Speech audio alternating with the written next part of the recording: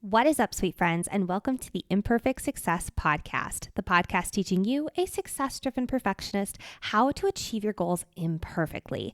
This episode has been such a long time coming. We have talked about the word should. I should be doing this. I should be doing that. I should be doing more. I should be at a certain level of success. I should, X, Y, Z, 1.5 million times on the show, let alone devoted an entire episode to talk about it with someone as freaking badass as media industry extraordinaire, Barbara Abel. Y'all, this is a good one. Let's dive in.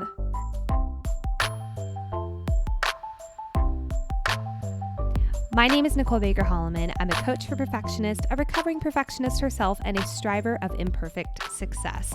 Y'all, I'm so happy you're here today, especially if any of you are in any sort of media industry, whether you're, an actor or you're behind the scenes, or even just someone who has to stand up and talk in front of people. This episode was so awesome. I'm so freaking excited that Barbara was able to come on the show today. We have been talking forever and a day, 5 years on this show, really, to be exact, about the word should and how detrimental it is to our happiness as perfectionists. It's basically the perfectionist mantra at this point. I should be doing more. I should push harder. I should. It hurts not only our joy by freaking doing anything, because the amount of pressure we put on ourselves with I should push harder, I should do more, but it also makes us feel like no matter what, we're never doing enough. We're never going to be enough, or any of those enoughness that we like to berate ourselves with all the time. So when Barbara and I connected on her show, which is Ready and Camera Able, which is freaking fantastic, by the way, when we connected, she talked to me about the word should and talking about this on the show. And I was immediately like, oh my God. Yes, that is exactly what I think we need to be doing, especially considering that she is in a world where perfectionism is so freaking big, and she's a recovering perfectionist herself. Now, let me just paint you a picture of how freaking amazing Barbara is. Her credits include Queer Eye for the Straight Guy, What Not to Wear, which I don't know about you guys, I freaking grew up on What Not to Wear, The RuPaul Show, Page 6 TV, and so much more. She also gave early breaks to Amy Schumer, ever heard of her? Christy Teigen, ever heard of her? And Wayne Brady, if you're a fan of Whose Line Is It Anyway, like I was, he's always been one of my favorite people.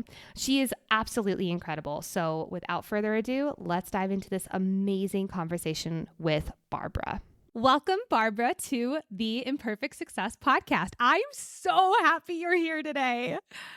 You have no idea how happy I am. First of all, I'm really, really flattered and honored to be invited. And always a conversation with you is it's energizing. Well, honestly, having me on your show, I had such a freaking blast. I've been looking forward to this conversation for a while, but I want to start off with the all-knowing question, which is, who are you and what do you do? Basically, tell everyone how much of a fucking badass you are.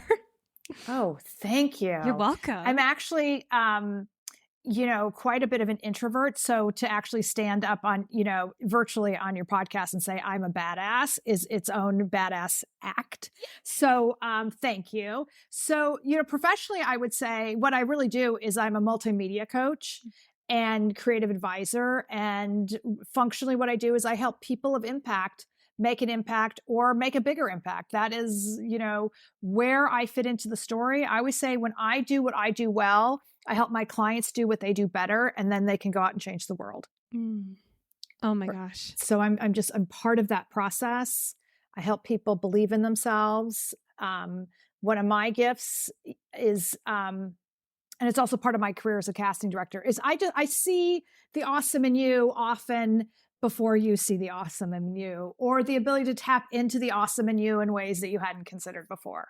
If that's not your guys' slogan, that needs to be. That's so freaking good. So in your journey to having the freaking list of credentials that you do, I always like to ask people, what were some of the imperfect moments along the way? We hear so often like overnight success stories, quote unquote, and that can really mess with our perfectionist heads, right? We think that if I'm not making mega progress on the first go, then I'm a failure. So I always love peeling apart the backstory. What were some moments where it was almost like throwing your hands up in the wall and saying, oh my gosh, is my dream ever going to come true? Nicole, this could be an entire season of your podcast talking about all my imperfect moments on the journey to my current imperfect self. But part of it begins with two. It's like, because I'm the last of the generation of women where having a career was not always the expectation. I was raised when women were still, our number one goal and expectation was to marry, have kids and make a home. So one of the reasons I mention that is because you do grow up and you have goals and dreams. And I remember in 5th grade doing some project, and my dream was to win an Academy Award and to be the first woman president. And then of course, I'm like 10 or 11 then. And so with the years, adding those years on, my dream is being squelched by people telling me, don't dream that. I can get really honest. I mean, I remember being high school, going to a father-daughter thingamabob with my dad. And I guess a well-meaning dad asked me about where I wanted to go to college. And I was growing up in California, and I said I wanted to go back east because that seemed very exciting and glamorous to me to come to an East Coast, liberal arts college. And he said, "Why do you want to spend the rest of your life on the East Coast?" I was like, "What do you mean?" He goes, "Because you're going to meet your husband, and you're going to live where he lives and where his job is." And that was the expectation. So I just like to really, really be clear. And so then it's, you graduate from college and it's a little bit confusing because there are these dualities about that. It's like, who am I? Where do I go? So I was kind of not starting from a very strong place, but I knew, like so many people with a dream, I wanted, a more exciting, glamorous life than I had it, growing up in the suburbs, which in hindsight were really nice and great. And I grew up in a very safe area and a tremendous amount of privilege around that, and to be able to ride my bike and not worry and all those things. But when you're that kid, in that Super 8 movie, I was dreaming of, glamour and excitement, whether that was New York City or Hollywood or whatever it was. So fast forward, I somehow propelled myself into the music business. Can you talk that out a little? How did you somehow? So I created a fanzine with friends of mine about the Los Angeles music scene, which we had no idea what we were doing. We just did it. And Wait, that was is fanzine like a fan magazine? Exactly. Thank you. I just like I could feel my cogs whirling in my head. I was like, okay, you can do this, Nicole. Amazing. And so that gave us entree. And by the way, it was such a DIY culture. It'd be no different than like podcasting or a lot of other things where it's like you make it and then you tell people you've made it. And it gave us a reason, to go interview people, which I discovered I loved, and going to gigs. And I told you this could go on forever. So that leads to me doing college radio. I became the music director of my college radio station. I did tons of interviews on my college radio show. Loved it, which is, there's a through line from that to my doing my own podcast and loving the interview process. Being a casting director is a lot about the interview process because you're interviewing people and talent and getting the best out of them, finding stories, working in documentaries for decades. And that's so about finding the story and creating trust with people so that they can share their story. So I did that. That led to internships. I was the first college intern at Virgin Records in the UK. During its, incredible peak. I used to make tea for Richard Branson when he would come into the office. It was super exciting. He liked a relatively weak cup of tea with a lot of milk in it. Whereas Simon Draper, his cousin, who was the managing director, he liked double strength tea with a little bit of milk. I love how that just still lives rent-free in your brain. Oh my God. My nickname was Double Tea With, which was Simon's order.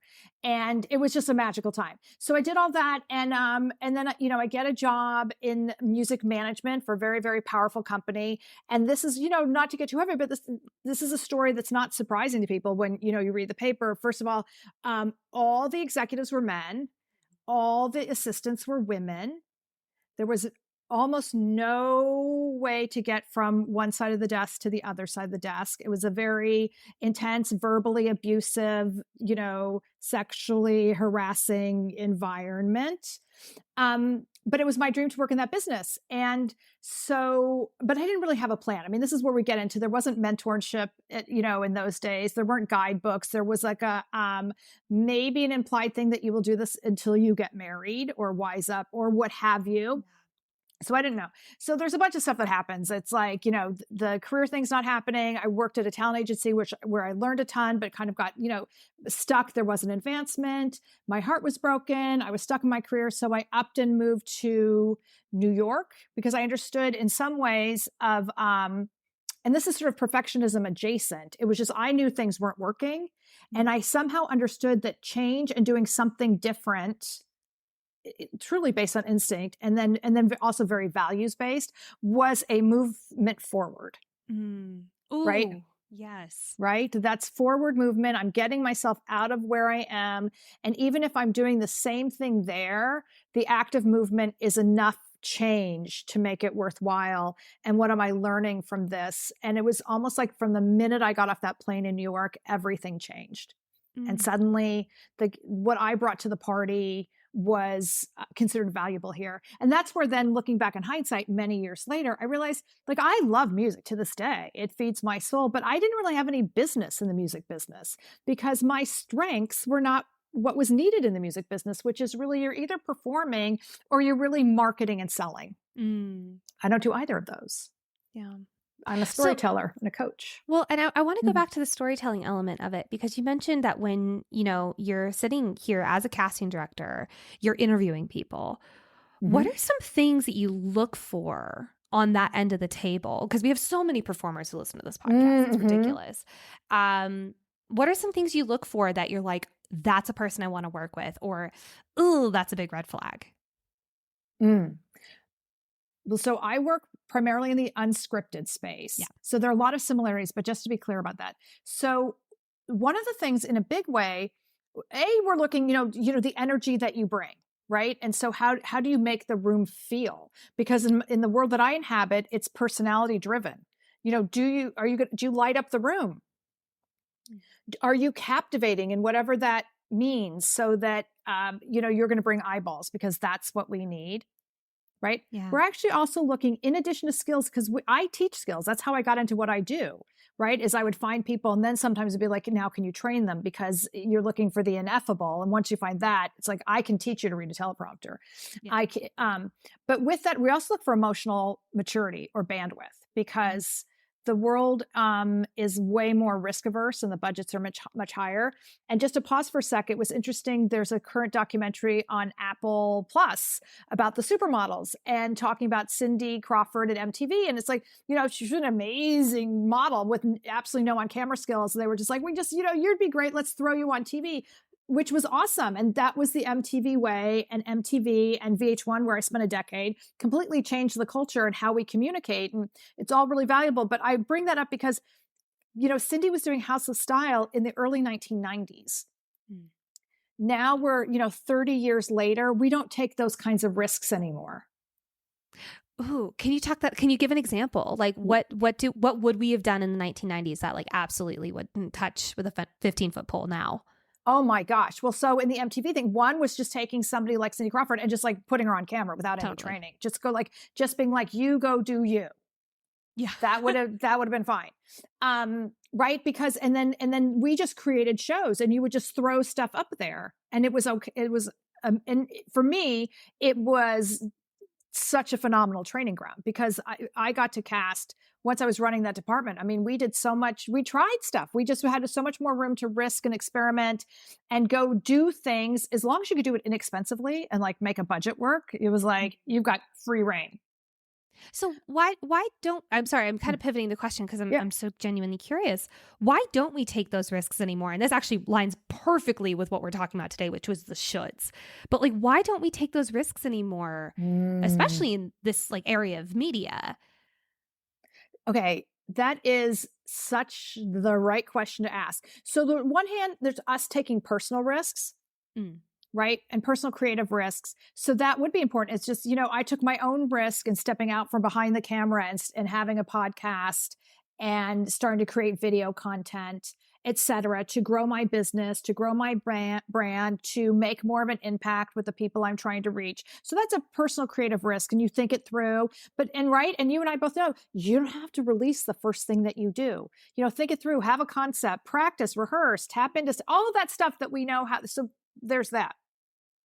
But on a business level, that becomes like such a much bigger conversation about how industry works. For one, so now we have all this consolidation. So when I, was working at MTV Networks, it was still technically a startup, even though we didn't call it a startup, and all the attention wasn't there, right?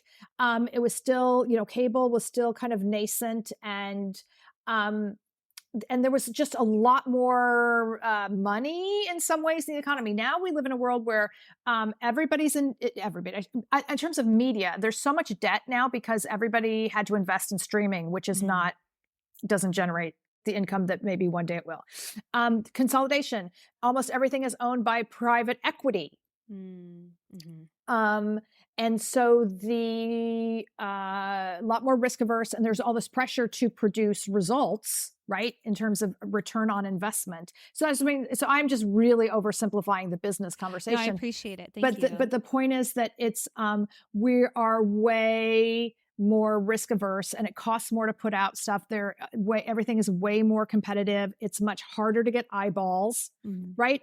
Because so in the MTV days, which is like kind of the last era, and it really is a line in the sand about how old somebody is. It's like, if you're late Gen X, early Gen X or whatever, or older millennial, you remember coming home and watching TRL, and everybody shared that experience. Yeah. Then, digital killed the radio star. Killed the video star, right? Because then the digital revolution happens, which is so important and a gift on so many ways. And you and I wouldn't be talking if that hadn't happened. True. But now that becomes so to me, it's the most incredible moment in history because now there's no barrier to entry and we can all create and put our content and our work out there. But what happens is then the audience scatters. Oh, yes. Interesting. Well, and here's something I see a lot with people I work with or talk to who want to be in some way a face or a name, whether that's they want to be a TikTok influencer, they want to be a Broadway star, they want to be in Hollywood as like an HBO drama lead or stuff like that. They feel like no matter what they do, they have to do it perfectly. And it's like, if I'm going to put my first TikTok out there, it has to be the best TikTok in the entire world or else no one's going to care. And the annoying thing is, yes, we do have a demand for perfection on the first try, and it deeply saddens me. But I also, how do we get to perceived perfection? No one's fucking perfect, but like, how do we get to the level that, like, for instance, I think of like Elise Myers. She's a huge name in the social media space. If you go way, way, way, way back to her first videos, it looks nothing like her current ones, but she had to put those out in order to get here. So I'd love to hear, what are your thoughts on that stress and that pressure that people put on themselves to be at a certain level on the first try? Wow. Okay. There's so much going on there. So one, I want to quote a certain Nicole Baker, back to Nicole Baker, about there's no getting to 100 without taking steps 1 to 99. And I think that is such an important place to begin in this conversation because, and by the way, I totally understand that pressure because I've been on both sides of this. Yeah. But so when you feel like I can't put it out until it's at the level of XYZ, that's a whole other, that's when I get into the life and executive coaching and the life coaching that you do, Ms. Life Coach Baker over there, because it's like, well, what does that even mean to you? What does that look like to you? What wound are we addressing here that you feel that enormous pressure?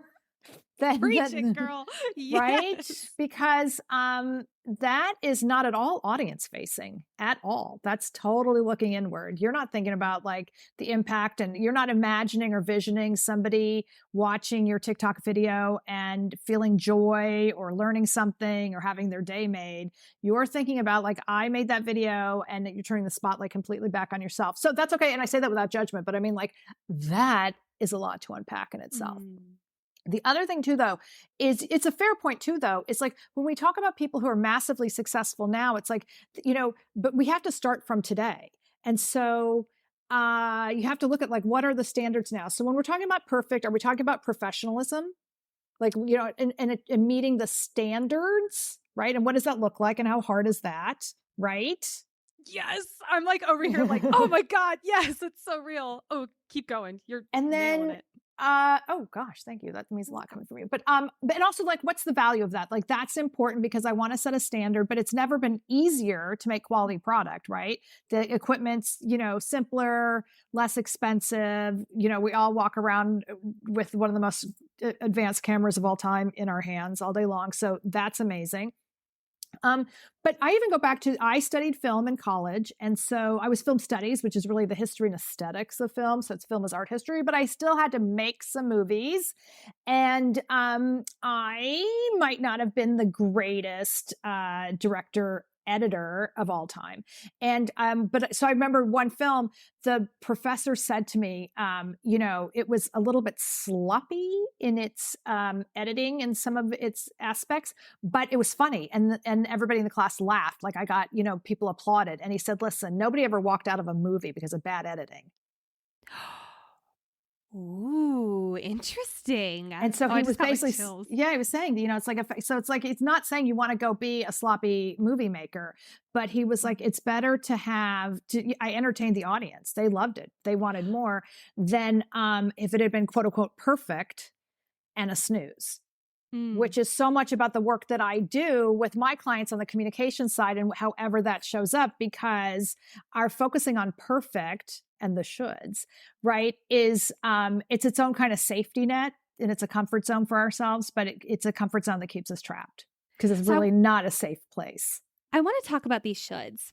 First and foremost, like, when you say shoulds, how do you define that, or what world does that live in for you? Because I want to make sure everyone's on the same page before I dive into this topic with you, girl. Well, one of the reasons I feel like we're so simpatico, and when we connected, is because to me, the shoulds are perfectionism adjacent. It's a manifestation of perfectionism. It's one of the ways we act out our perfectionism.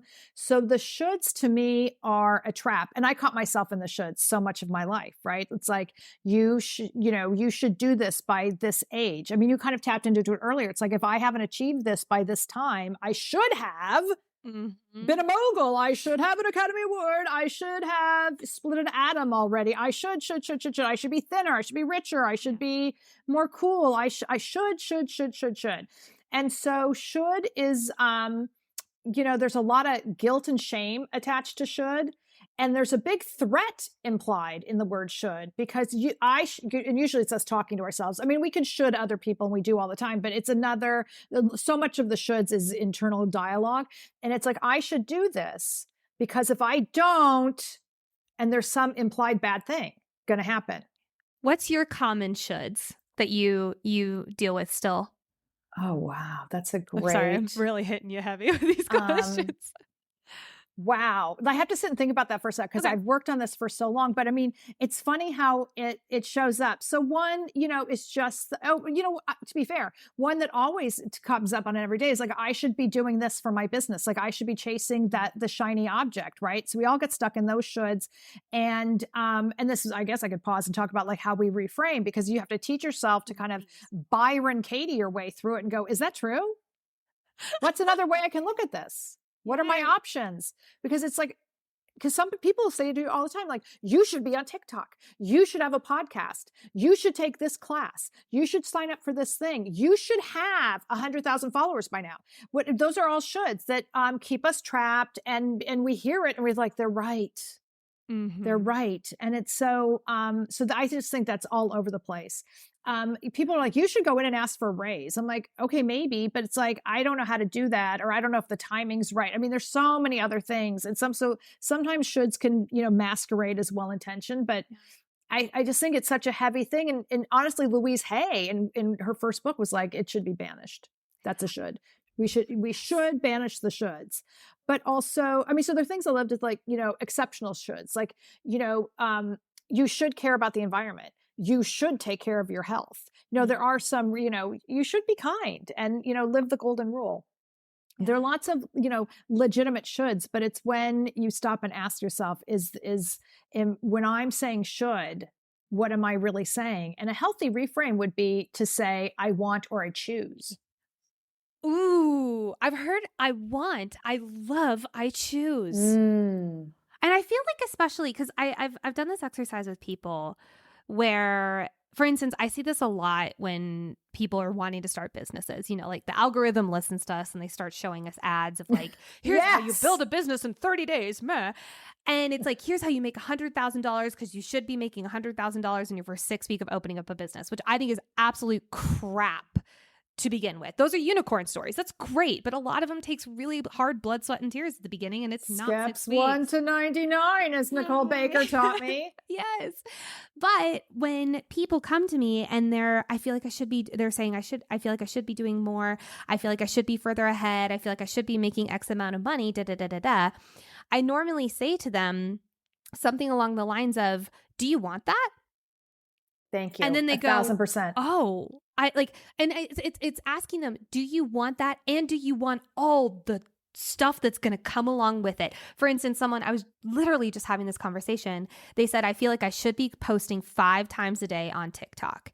And I was like, holy hell, we need to have a conversation. And I asked them, I was like, do you want what goes along with that? And they're like, what do you mean? I was like, well, that's, filming 5 videos a day, 7 days a week. That's editing those videos. That's writing captions. That's searching for hashtags. That's engaging with your followers and your account and your comments and everything that goes along with it. Do you want that? And they took a moment and they're like, I don't know where I'd fit that in. And I was like, yeah, I don't know where you would either. So do you want that? And they said, absolutely not. And we were like, what if you posted once a day, 3 times a week? Like, what would that look like? And they're like, that's probably a lot more manageable. And I'm like, yeah, we don't have to burn ourselves out in order to feel like, oh, I did a good job. I see that a lot with the shows. 1,000%. And that really tapped into capacity. It also tapped into something else that I've actually experienced. And this is where it's like well-meaning shoulds, intersecting with the wants. But I've gone to like vision board workshops, which I love. Like I could vision board forever. And, but sometimes people want me like, oh no, you should have a private plane on there. That's the one that comes up a lot. Like you should use a private plane because that's indicative of like, how big you're dreaming. And I had to finally step back because, pleaser and nice girl that I am from the suburbs, I didn't want to contradict the person leading the workshop. So I was like, oh, okay, I'll put a private plane. And it's like private plane, nice, but you know what? It doesn't feed my soul. That's not my should. I was like, you know what? I could be on a crowded bus with goats and chickens if that's the best way to get to that, remote mountain thing that I'd rather get to that place in Bali, however I get there. It's not about the private plane for me. It's not to say that it's not for someone else, but I meant like, that's an example where we get kind of, ushered or railroaded into some collective should thinking or about what should matter to us, because that's what even happened. That's a version of that with a person with, you should be posting 5 TikTok videos a day. It's like, do you even have the capacity for that? And then also, that's the point. It's like the other question there is like, do you enjoy making videos? Yeah. Yeah. And will you still enjoy it after 5 a day, 7 days a week? Oh, that's so good. So I'm curious for you, how do you take your shoulds and turn them into wants? Like, even if it's totally changing the final part of that sentence. Like if I'm saying I should, what's a should you hear a lot with your clients? I'm curious. Oh my gosh. So a big should would be, or the understanding is like, I should, do a perfect video, or I should do a perfect segment. I should do a perfect TED talk, keynote, what have you. So right there, same thing again, honoring people who are listening. I should do a perfect audition. Mm-hmm. I really want this gig, so I should, or I have to. I got to be perfect. So how do you do the mindset shift with that? Well, one, it's like, okay, really? Okay, so in this case, it's so subjective. Like first we start with definitions. So please define for me what the perfect audition is for you. What's happening that makes it perfect? And a lot of the stuff, that I work with clients, because it gets into right away about getting the words right. That's where it's starting from. I got all the words right, so it was perfect. And I was like, wow, that's really, really limiting and very, very narrow in scope, because I can get all the words right and be flat and boring. So I achieved my goal. Like I didn't flub is what it's coming up with, right? That I got it, quote unquote, right, or that was perfect because it was. And then, so it's like, well, so that you're not achieving your goal. So now we have to understand, it's like, what is the value? What is on the other side? If we're going to get, very literal in the auditions, like, well, what do they need to see? Is your version of quote unquote perfect in sync with what their version of perfect is? Ooh, because it's totally subjective, right? What do we need to see? It's like, I just, on my podcast just had the most amazing women, Brooke and Mary, who were legends in the commercial acting space in New York. And I mean, like literally everyone who's anyone has taken their course, and then they've cast legendary commercials for 20, 30 years, right? And so they talked about that because they said, first and foremost, you have to be yourself. Right? So if you're coming in trying to be what you think is perfect, meaning therefore you haven't brought you to the party. So you could have gotten all the words right or gone through the emotions, quote unquote, perfectly, but you didn't bring you. So therefore it wasn't perfect. In fact, in their book, that might be a fail, or at least it's not going to get you a call back or, continue the process, and you're not going to get the job. And so we can also get into that in music, the idea, anything about being technically perfect, but there's no soul. Missing the element of passion and emotion. Speaking of my musical theater heart right now, absolutely. The amount of times that because I did a lot of opera and classical music. It was part of my program. It was very, very, you had to marry the two together with pop and classical. And I fucking hated singing classical. I hated it so much. It sucked my soul away, and I sounded like it sucked my soul away. I could not have been more dull and boring. But technically, I sang it perfect, but there was zero soul, and I had to do a recital that was all classical. It was just part of the graduation process, and it was literally like, okay, how fast can I get this done? How fast can I get this done? And the second it was over, I was like, oh, thank God.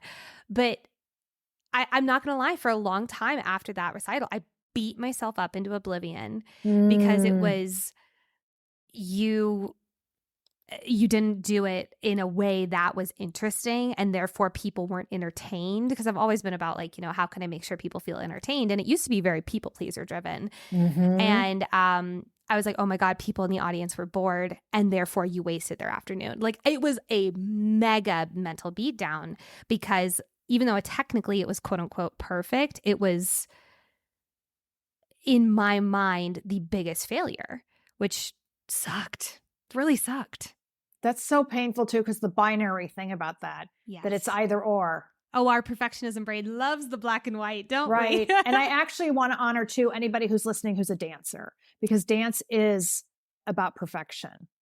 And the drilling of that for decades and decades and decades. And I've worked with many people in fitness who've come from dance, and performers and hosts and speakers who come from dance. And so I want, first of all, so I get it. Like, there's no judgment there. And like, that is what is required. So I think in some ways it's about, at the same time, tapping into some kind of joy for yourself versus dread, because that is where it's always being looked at, is like, are you technically perfect? And if you are part of a chorus of dancers, or your background dancers or whatever, you're not supposed to, be so charismatic that you're taking, attention away from the lead. So this is can get to be a very nuanced conversation about what that is. And I know separately, you and I have also spoken about, because for many people, it's the perfectionist streak that gets you to that place. Yeah. Let's open that up conversation, because we need to. You want to know what one of the most searched for terms in this podcast is?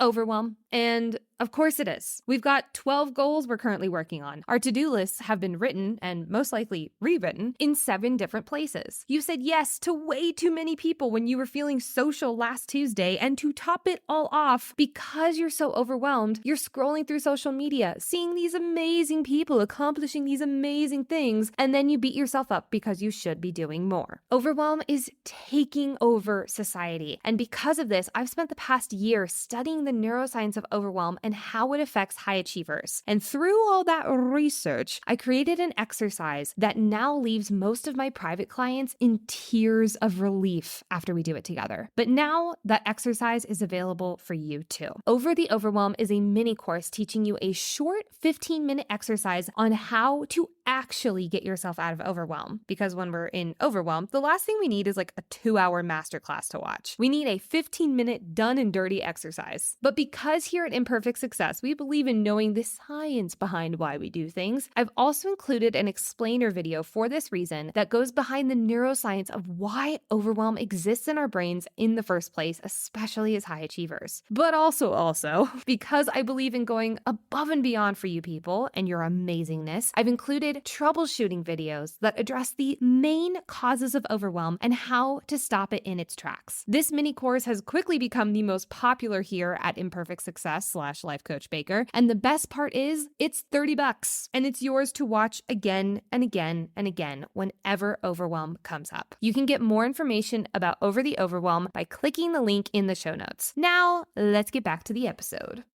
For perfectionists, a huge thing is if I am not pushing myself to the absolute brink, demanding perfection of myself, demanding that high achiever level, then I will never get to the place where I am. First and foremost, the people you've worked with, have you seen that personality trait in them? Oh, all the time. I mean, so now we see a spectrum because I have a lot of people, they walk in the door at the beginner level, which my dreamers, who I love. And my role, I feel like, is help dreamers become doers. So they're actually, making and accomplishing on the road to becoming a game changer. But because if you don't have the drive and the work ethic and the commitment, the steps 1 to 99 in your DNA, it's not going to happen for you because the world is, too competitive, and just about anybody can have a video go viral now and have fame for 5.5 seconds. So, but anything sustainable or to build a career, et cetera, right? It does take drive. So I absolutely see that. And then a positive thing is I also see, you really see the difference in people who are super accomplished. They're like, no, let's do it again. Let's do it again. I mean, it's like it doesn't matter how successful they are.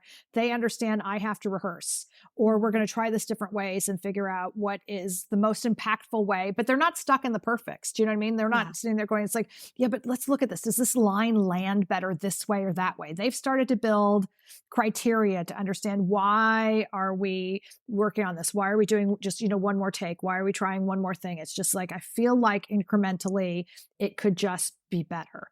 And better is defined as like more successful, meaning it's going to, land better, reach more people, be more impactful, be funnier, et cetera. I was going to say is the big difference in any of this is now we get into the intersection of perfectionism, the shoulds, and your self-esteem. Right. And so one of my own funny stories, going back to your original question of like how this has showed up in my life, is when I was first really starting to understand this about 10 years ago, and the intersection with shame and et cetera, was the year so much was going on in business and life and my kids and family. And I didn't get Christmas cards out that year, which is laughable. But the shame that I felt that the world was going to see that I didn't have it all together all the time. And so I can laugh about it now, but I had so much hung up in the fact that's like the idea, because I got so much positive validation. It's like, I can't believe you do all this and you were able to bake cupcakes for the thing at school. I can't believe you do all that and you still send out printed Christmas cards. You're amazing. Oh, like, yeah. Yes. I find all my value there. And then the year I couldn't. And then I was like, and guess what? Then of course, perfectionist streak, I found a workaround. I was like, oh, you know what? We're going to do Happy New Year. How hard did you push yourself to the brink to get those Happy New Year cards out? Yeah, well, you had a little window because there's January, and but it was really funny because I just felt so great, like, oh my God, I solved the problem. But I can laugh at it now, right, easily, because then I started to understand it's like no one cared. No one cared but me. That was my own false standard. And it was very liberating to be like, like serious stuff going on, couldn't do it. These things matter more than, and showing up for people and being present through important moments in life were much more important than getting the printed Christmas cards out and keeping up the facade of that I somehow had it all together, whatever that means. So I think we all have versions of that in our lives.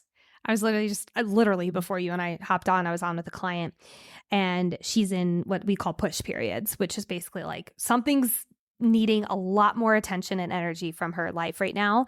And, if we have 5 categories in our life and one of those categories is demanding 150% from you, what I see a lot of perfectionists do is still demand 100+% from every other area of your life.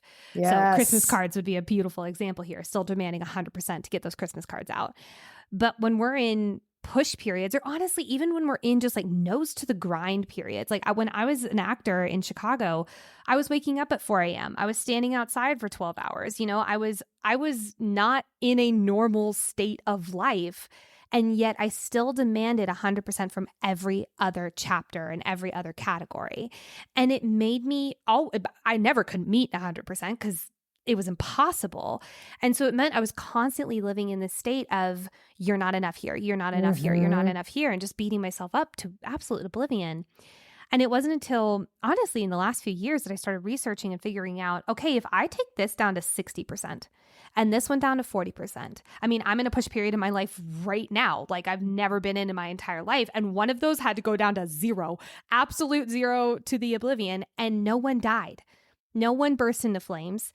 Nothing has fallen apart. Like this area of my business is not dead forever. It's just dark now.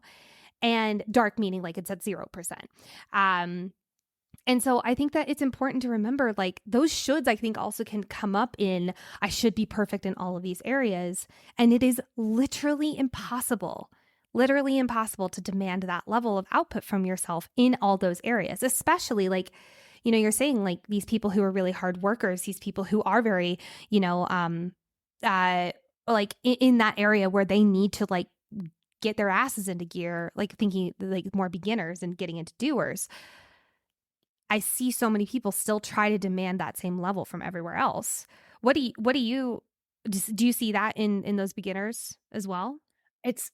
First of all, that was such a great story and so beautifully laid out, like that, and amazing takeaway. But of course, the dialogue in my head was the old me would have been like, well, you should be able to do this. Yes, exactly. Because I think that so much of this, you should be functioning at this level. Mm-hmm. Like you have 5 minutes, you should be pushing harder. I see that a lot. Like if I have a spare 5 minutes or a spare hour, or even it's 9 p.m. and I could go to bed, or I could push myself to the absolute brink for 30 minutes. It's like, people will normally choose the latter, and it breaks my heart.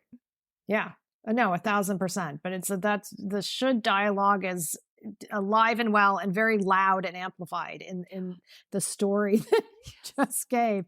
So, it's interesting. So the disconnect for a lot of people who come to me, usually like students or more beginning and dipping their toes. And by the way, this could be anybody at a stage in their career, because often I have people, experts in subjects who are very successful in their career, whatever that is. Let's say it could be, real estate or psychology or in the beauty industry, et cetera. And so there is a should attached. Yeah. So some is just, I should be doing this for my business. Or or also just like I'm successful, so I should be good at this. I'm smart, I should be able to do this. And it's like, well, okay. But I meant like, again, let's, reframe the conversation, because what does that mean? Are we talking about transferable skills? I mean, I feel like it's all doable and figure outable. Yes. But the point is there's often a gap in the beginning idea to the actual execution and the steps required to get there, which would, first of all, the mental heavy lifting that some people don't want to do, which is the creative side or the pre-production side, as I would say. It's like, well, what are you going to talk about? What is this? What does it mean? Who's your audience? All the things like the stages that we break down. And then there is the crafting and the execution of it and the rewriting and the practicing and et cetera. So, some people fall by the wayside because they figure out it's like, you know what, I just don't enjoy it. Like, this isn't fun.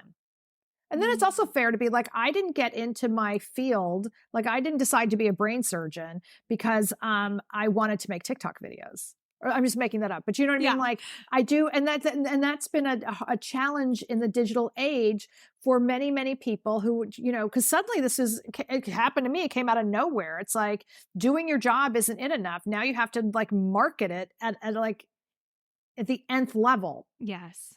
So that's anxiety inducing for many of us, to say the least. So like, you know, people drop off in that phase. There's a lot of, there's also a misconception like this should be easy. Oh, here's one of my favorite shoulds. It's such a misconception, is like that anybody, you know, sort of over 40 is just like, you should be able to hire a 25-year-old for no money to do that thing for you.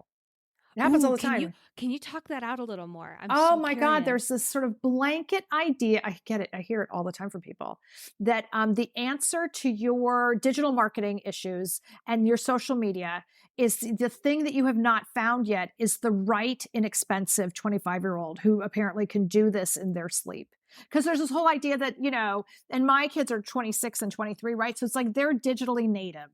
And they are, and they're pretty savvy. But there's this whole idea that just because you know how to use apps and do all this, that you're also really good at social media marketing, which means messaging and executing and targeting audiences and understanding like, well, what should we be budgeting for those ads and how are we going to reach people? There's such a massive disconnect into what is actually required. So one, it's really dismissive, as if this digital thing that causes me anxiety it's completely mysterious. But for the people who understand it, the 25-year-olds, it's just remarkably easy and anybody can do it. Oh, golly. Oh, and God. so that's like a mangled version of the shoulds. Yes. And pushing perfectionism onto other people. Okay, I'm so glad you mentioned that, because I saw this all the time at my school, was them pushing perfectionism onto us. And I think it's why, I mean, I've talked to most of my graduating class and even some, you know, sandwiching my graduating class, and every single person walked out of that school with perfectionism. And I don't think that's just unique to my school. I've talked to a lot of other performing arts schools, or anyone who is in that kind of industry in an academic way. And it was constantly told to us. Well, first of all, we had things like weigh-ins every 6 weeks where, like, if you did not meet it, horrified. They finally got rid of them. I'm so proud of them. Way too late, but I'm proud they got rid of them. So, like, for instance, the Monday after Thanksgiving, we'd all go in and get weighed. And like, that was always demanded. Like, you need to be at a certain weight, and you get weighed when you're going in, like, you're 18. So of course that's the number that I have in my head throughout when I'm 22. And I was not the same weight when I was 18 and when I was 22 in the slightest. And that correct weight is based on what information? I mean, the standards, Dancers. Right? So, it was the dancing program. Yeah. Right. No, but I understand. But I meant like that's its own algorithm. Yeah. That is a false construct, is what I'm getting at. Precisely. And, you know, like that's only one example. There was also like, you should be practicing X amount of hours. It was always framed in a should. So it's so always interesting we're talking about. It's always framed as a should. Well, okay. I want to, like, in our own heads, how do you start catching the shoulds? Because it's so automatic, right? How do you start to open your eyes and start to catch it so that we can rewrite and choose the shoulds, or even reframe them to I choose? How do you start catching them? Well, the beginning is honestly making the choice and the self-awareness around that. Because you start to catch yourself when you become aware of it, and you've made the commitment to yourself to sort of break free of it. And also realize that the breaking free of that and reframing it becomes the key, or a key to a more successful, more abundant, you know, healthier life. And so it just begins. I'm going to say that that's the same step for any kind of language around self-talk. Ooh, yes. You just, get used to the check-ins and just catch yourself, because I love that you asked it. And because I forget that it's a first step. I forget that I had to take this first step, but I've been doing it for so long now that it is second. I mean, I'm catching myself all day long going, in self-judgment about myself, or, even like I'll be on the subway because I'm in New York, and I'll be like, oh, that wasn't a very kind thought, Barb. That's, everyone's got their struggles today. I don't know what's going on in their life, but so we can't, so it's accepting that we're all human. You never completely eliminate the shoulds. You just catch them. Oof. I could talk to you forever. I truly could, but I also want to respect your time. I have one more question for you before we get into segments. And that is, we talked about this off air before going into this, but your eye for talent, I mean, your bio is so fucking impressive. Like, it is so beautiful. God, thank you. No, I mean it. And something that you mentioned in it is that you gave early breaks to people like, Amy Schumer, to Christy Teigen, Wayne Brady, who I grew up watching Whose Line Is It Anyway? So I saw that and I was like, oh my gosh. But I'm curious, what is it about these types of people who walk into the room that makes you go, them? I want to work with them. Is it something in your gut? Is it a common trait that you see within these people? Because again, there's so many performers and people who are wanting this type of work who listen to the show, and I'd love for them to just get a peek behind the curtain. What are some things you look for? Well, all the examples that you gave, they were all singularly themselves. Mm. Yeah. And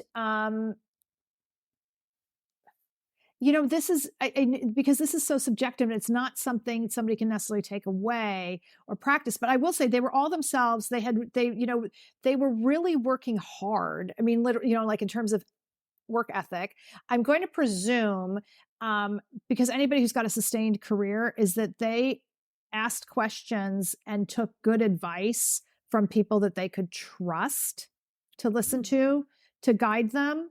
Do you know what I mean? So it's like, getting the training, doing the work, trying different things.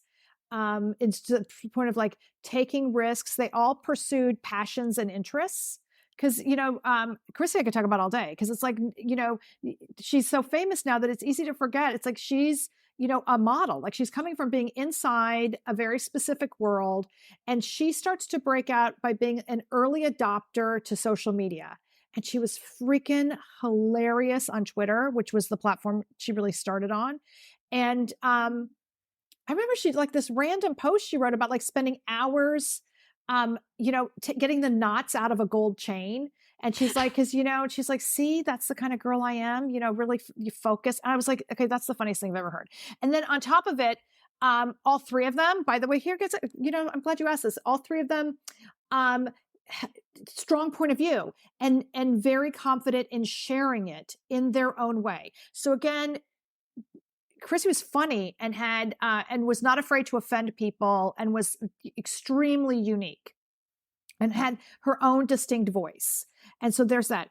Amy Schumer comes in, very, very distinct voice, like, a woman in comedy. I mean, she was just freaking hilarious. And by the way, then my job as a casting director is to explain to my clients why this is helpful and important to their project.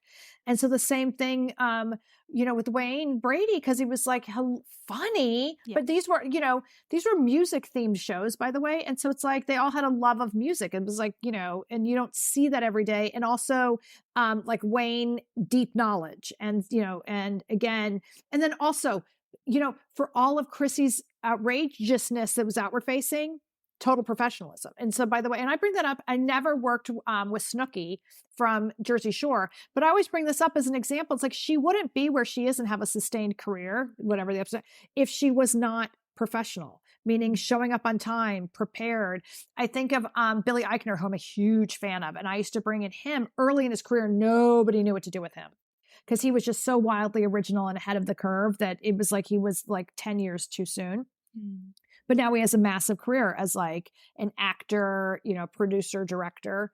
But the same thing is like, he had his Billy on the Street character who completely took a format, man on the street, and made it his own. And it was incredibly outrageous. And for anybody who doesn't know that, he would go up to people and, ask questions on the street, and then he would insult people. And he was really, really funny doing it. But the thing is, like, he didn't come into meetings and insult the executives. He understood, I'm playing a character and I'm doing this and this is the value of it. And he, kept at it, but he'd come into a meeting and he was professional and prepared and doing what you have to do. So, and then there is the thing. It's like, funny's funny. And if like, and entertaining, and you look for that spark. Mm-hmm. And so I'd rather, in my field, it's like, I'd rather you be technically imperfect and bring something that nobody else has, because we can figure out the technical. Oof. Thank you for sharing that. Really and truly. Thank you. That Oh, was you're really so beautiful. And I think people needed to hear that today, really and truly. I always ask 2 questions to every guest who comes on the show. The first is, how were you a perfectionist this week? Because we always hear from people, especially in the personal development self-help world, you have to be this type of way. You have to wake up at 4. You have to da da da da da da. And I got so tired of them perceiving like they were just like the perfect little personal development student. And I was like, I need to know how you were a mess. So how are you a mess this week, Barbara? Oh my gosh. Well, okay, first of all, I love that so much because my heart used to break, going into chats sometimes about people who were doing all sorts of systems and blaming themselves because it's like, I can't get up at 4:00 in the morning and I can't do this, that, or the other. And I didn't feel it was professional of me to go in and criticize, somebody's system on a Facebook group, but my heart was breaking because I wanted to be like, it's not you. That's not the right system for you. Personal development is personal. Yes. Yes, it's not you. It's okay. It's like, and so to your point, it, really trying to like a state of grace, is that, yes. So very similar to you. And I love that you talked about this on my podcast. It's like, I wake up every day. It's like, what's going to move me forward? What are my incremental goals this week? And my thing is like giving myself grace for, it's like, okay, some of the stuff got done. Yeah. Yes. That would be it, but not all of it. Yeah. Oh, thank you. Yes, I love that. I love that so much. My second question for you is, what is a goal, big or small, does not matter, that you are either in the process of achieving or have recently achieved that we get to celebrate with you? Oh, thank you. Well, I'm going to put this out to the universe. And I can't really say that much about it, but I have been, because this is like a big dream, big goal, feeds my soul. One of my besties and my writing partner and I have been working on a project for over 3 years. We started in July 2020 during the pandemic, and we got incredible news. Yes. That's congratulations. We got incredible news that signifies the moving forward in a significant way. And so it is a joyous thing. I can't even tell you. It's hard for me. Like I haven't even processed it yet. You know what I mean? Because it's just like, oh. I hope you celebrated your face off for this. That's so exciting. Congratulations. We ate candy bars together. That was it. I'll take that. I'll take that. Depends on which candy bar, We had hugs and candy bars. I know it was kind of like, what I was to say, a potpourri, a mixture, a melange, a variety would have been the simple word. Like, thank you. I don't know why I couldn't think of that. Yeah. But it's just like, I went into a bodega and I was just grabbing stuff off like, oh, okay, that looks good. Oh, I haven't seen one of those in years. Let's try one of those. And we just threw them on a bed and we just started opening them. I love that. You are amazing. Thank you. Thank you for being here. Last question is, where can people find you?